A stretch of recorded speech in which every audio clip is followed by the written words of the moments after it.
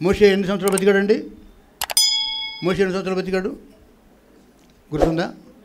గొప్ప ప్రవక్త, దేవుడే ఎన్నుకున్నటువంటి మోషే 120 సంవత్సరాలు బతికాడు. అంతవరకే సీలింగ్ అయిపోయింది. దేవుడు నియమించినటువంటి ఆయుష్ ఈనాడు మనుషులకు ఎంత అంటే 120 సంవత్సరాలు. 120 సంవత్సరాలు దాటి ఎవడైనా బతికితే ఇంకా ఎక్కువ కృప వాడుకుందన్నమాట. మన ఎప్పుడు జపాన్లో ఒకడు బతికాడు 113 సంవత్సరాలు వరకు. ఇండియాలో కూడా 118 సంవత్సరాలు బతికినాడు ఒకడు ఉన్నాడు. నేను అనుకున్నాను 120 సంవత్సరాలు దాటలా ఎవడు. దాటితే వాడి మీద దేవుడి కృప ఎక్కువ ఉందన్నమాట. దేవుడు నియమించాడు. 120 సంవత్సరాలు ఎవడైనా బతుకున్నాడా? మోషే రచించిన కీర్తన 90 కీర్తనలు చూస్తే అక్కడ ఏముందంటే, నరుని ఆయుష్ 70 సంవత్సరములు, అధిక బలం ఉంటే 80 సంవత్సరములు. ఇప్పుడు నేను 70 దాటి 80 మధ్యలో ఉన్నా, 73కి వచ్చిన, నాకు అధిక బలం ఉందన్నమాట. ఇప్పుడు అధిక బలం ఉంటే దేవుని చిత్తంలో 70 సంవత్సరాలే. ఇప్పుడు పోవాల్సిన మట్టికి మన అయిపోవాల్సిన పరిస్థితి.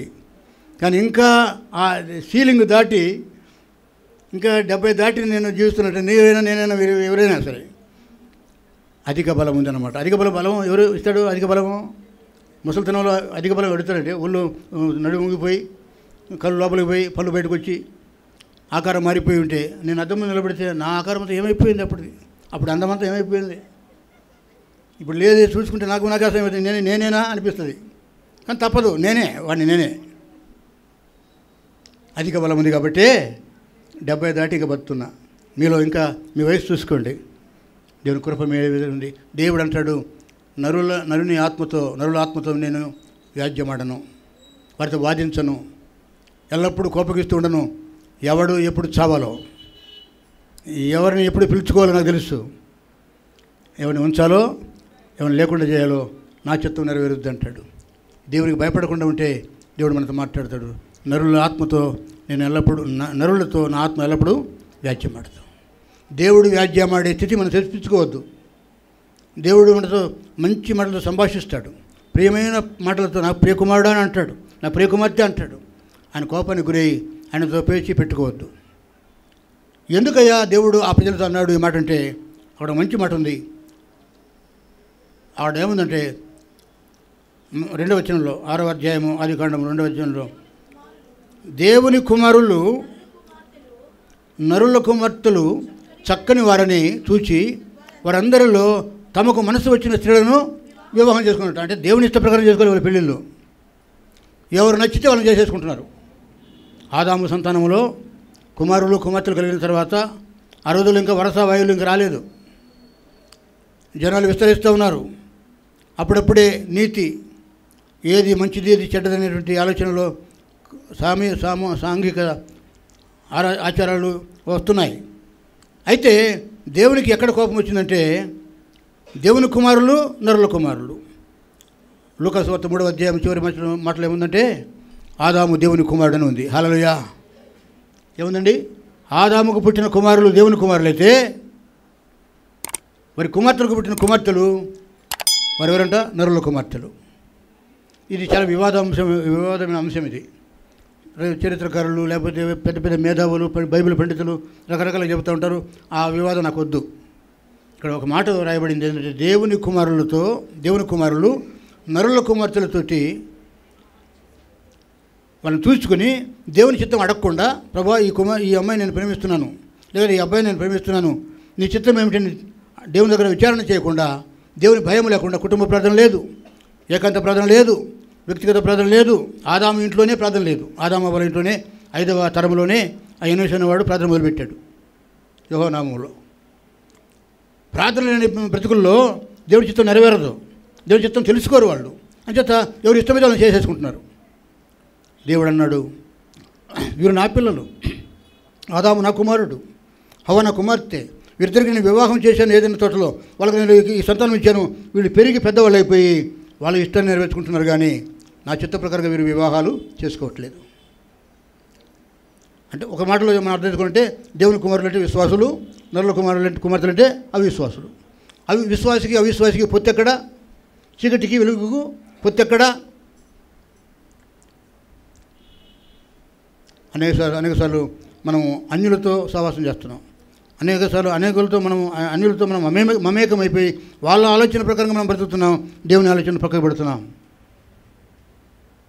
అందుకు దేవుడు అంటాడు, నా ప్రజలు నా నామం ధరించినటువంటి నా మూలముగా పుట్టినటువంటి ఆదాము సంతానమైనటువంటి వీళ్ళు బలిసి పెద్దవారై అభివృద్ధి పొంది కుమారులుగా కుమార్తెలుగా పుట్టి వాళ్ళ ఇష్ట ప్రకారంగా వారికి మనసు వచ్చినట్టుగా పెళ్ళిళ్ళు చేసుకుంటున్నారు, వారి మనసు వచ్చినట్టుగా పిల్లల్ని కంటున్నారు. ఇక నేను వారిని ఆ పూర్వకాలంలో ఉన్న దీర్ఘ ఆయుష్షు నేను ఇవ్వను. ఇక 900 సంవత్సరాలు 1000 సంవత్సరాలు బతికే పరిస్థితి లేదు. నేనేం చేస్తాను, I will seal the age. వారిని ఇక 100 సంవత్సరాలు బతకకుండా 120 సంవత్సరాలకే వారిని చంపుతాను. మోషేను ఇంకొక సంవత్సరం కూడా బతకడం వలే కొండ మీదకి పిలిచి, అబ్బాయి నీ పని అయిపోయింది, నీ కర్ర నాకు ఇవ్వమని చెప్పి కర్ర తీసుకొని యెహోషును పిలిచి యెహోషుకి సమర్పించి ప్రాణం తీసుకున్నాడు. మోషేకు సమాధి ఎక్కడుందో లేదు, సమాధి కట్టలేదు. అంత గొప్ప ప్రవక్తకు సమాధి లేదండి, చనిపోయాడు. ఏదైనా మోషే లాంటి గొప్ప దైవజనుడే దేవుని చిత్తం ప్రకారంగా ఆ 120 సంవత్సరాల లోపల చనిపోవాల్సి వస్తే నీ సంగతి ఏంటి, నా సంగతి ఏంటి? ఇంకా నువ్వు 50 సంవత్సరాల్లో ఉన్నావు, 60 సంవత్సరాల్లో ఉన్నావు, 20 సంవత్సరాల్లో ఉన్నావు, యుక్త వయసులో ఉన్నావు, వృద్ధాప్యంలో ఉన్నావు, ఇంకా నువ్వు బ్రతికున్నావంటే నీకు దేవుడు అధిక బలం ఇచ్చాడు. హల్లెలూయా. అధిక బలం నీడల 80 సంవత్సరాలు, 80 సంవత్సరాలు దాటి ఇంకా బతికితే 90 సంవత్సరాలు బతికితే అధికమైన కృప, బలం కాదు ఇక కృపే. హల్లెలూయా. ఎంతమంది మీ యొక్క ఇంటిలో మీ కుటుంబాల్లో ఇంకా 90 సంవత్సరాలు 100 సంవత్సరాలు బతికిన వారు ఉన్నారు, వారు దీవించబడిన వారే. అయితే వారి జీవితాలు ఎలా ఉన్నాయంటే దేవునికి ఇష్టంగా ఉన్నాయా, అయిష్టంగా ఉన్నాయా చూసుకోవాల్సిన బాధ్యత ఎవరికి వారికే బాధ్యత ఉంది. నా మట్టుకు నా జీవితంతో నేను నా యొక్క బాధ్యతను ముడిపెట్టుకుని ఉండాలి. దేవా, ఇదిగో నాకు ఇచ్చిన వయసును బట్టి నీకు స్తోత్రాలు, నాకు ఇచ్చిన ఆయుష్ను బట్టి నీకు స్తోత్రాలు, నాకు ఇచ్చిన ఎవరిని అడుగుతుంటారు, పాస్టర్ గారు మీ ఆరోగ్యం ఎట్టుందని అడుగుతుంటారు. అంటే మన వృద్ధాప్యాన్ని బట్టి అడుగుతూ ఉంటారు. నాకు పెద్ద రోగాలు ఏమి లేవు. పెద్ద రోగాలు అంటే చంపే రోగాలు, భయంకరమైన మరణకరమైన రోగాలు నాకు ఇంకా దేవుడు పెట్టలే. అంతవరకు నేను మంచం మీద పడిన దాకా కాళ్ళు చేతులు ఆడే వరకు నేను సేవ చేస్తూనే ఉంటా. హల్లెలూయా. మనెవరు అమ్మూరి పొలంలో యేసు లేకపోతే ఆ పెళ్ళి విషయంలో రెండు చోట్ల నేనే వాక్యం చెప్పాల్సి వచ్చింది. అనుకోలేదు నేను. యేసు అయితే ఆగమనిచ్చాడు, కానీ పక్కన పెళ్ళిలో కూడా నేనే వాక్యం చెప్పాల్సి వచ్చింది. అక్కడ ఎవరు లేరు సేవకులు. ఒక సోదరుడు నాకు తెలిసిన ఆయన ఆస్మత్పేట నుంచి ఒక ఆయన వచ్చి, నాకు తెలిసిన ఆయన వచ్చి, సార్ ఈ ముసలితనంలో కూడా మీ వాయిస్ తగ్గలేదు సార్,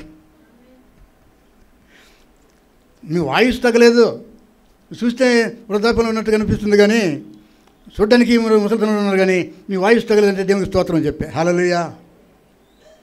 దేవుడే స్వరం తీసేస్తే నేనేం చేయగలను? నా బలాన్ని దేవుడు తీసేస్తే నేనేం చేయగలను? ఆయుష్ను పొడిగించేవాడు ఆయనే. దేవుడు అంటున్నాడు, నరులతో దేవుని నా ఆత్మ ఎల్లప్పుడూ వ్యాజ్యం ఆడదు. జాగ్రత్త, దేవునితో వ్యాజ్యం పెట్టుకోవద్దు, దేవునితో గొడవ పెట్టుకోవద్దు. తగ్గి ఉందాం, పడి ఉందాం అని గడప దగ్గర కాచుకుని ఉందాం.